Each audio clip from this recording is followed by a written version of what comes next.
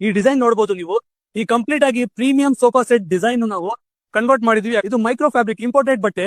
ಇದರಲ್ಲಿ ನಿಮ್ಗೆ heat generate ಆಗಿರಲ್ಲ. ಸಾಮಾನ್ ಪ್ರತಿಯೊಂದು ಸೋಫಾದಲ್ಲಿ ನಾವು ಬಳಕೆ ಮಾಡೋದು ಓನ್ಲಿ ನೀಮುಡ್.